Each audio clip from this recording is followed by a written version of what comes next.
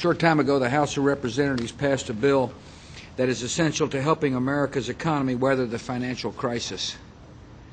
The Senate passed the same legislation on Wednesday night. When Congress sends me the final bill, I'm going to sign it into law.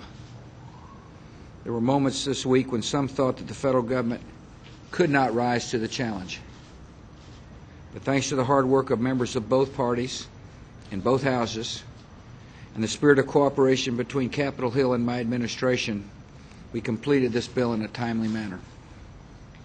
I'm especially grateful for the contributions of Speaker Nancy Pelosi, Minority Leader John Boehner, Majority Leader Steny Hoyer, Minority Whip Roy Blunt, Chairman Barney Frank, Ranking Member Spencer Backus.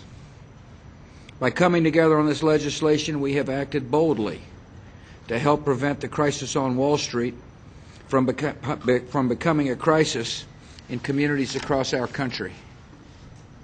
We have shown the world that the United States of America will stabilize our financial markets and maintain a leading role in the global economy. A major problem in our financial system is that banks have restricted the flow of credit to businesses and consumers. Many of the assets these banks are holding have lost value. The legislation Congress passed today addresses this problem head-on by providing a variety of new tools to the government, such as allowing us to purchase some of the troubled assets and creating a new government insurance program that will guarantee the value of others.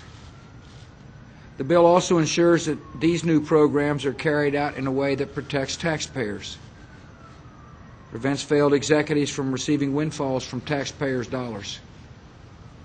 It establishes a bipartisan board to oversee the plan's implementation.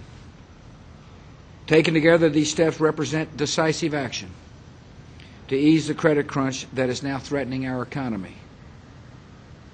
The smoother flow of credit, more businesses will be able to stock their shelves and meet their payrolls. More families will be able to get loans for cars and homes and college education. More state and local governments will be able to fund basic services. The bill includes other provisions to help American consumers and businesses. It includes tax incentives for businesses to invest and create jobs. It temporarily expands federal insurance for bank and credit union deposits from $100,000 to $250,000, a vital safeguard for consumers and small businesses.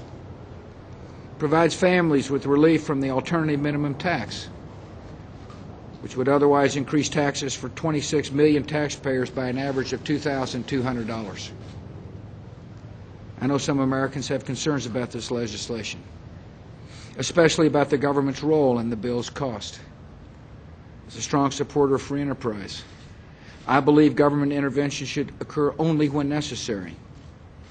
In this situation, action is clearly necessary. And ultimately the cost to taxpayers will be far less than the initial outlay.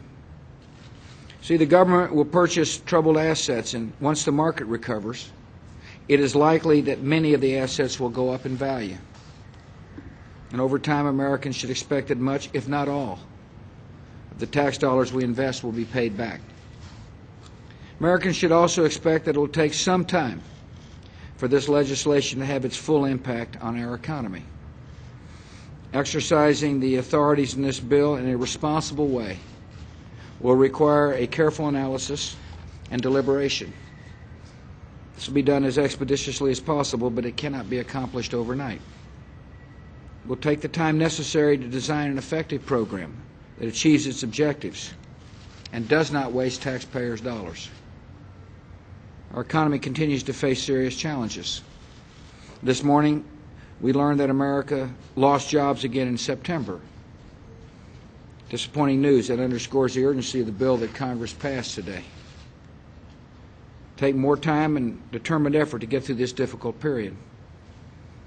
But with confidence and leadership and bipartisan cooperation, we'll overcome the challenges we face, return our nation to a path of growth and job creation and long-term economic prosperity. Thank you.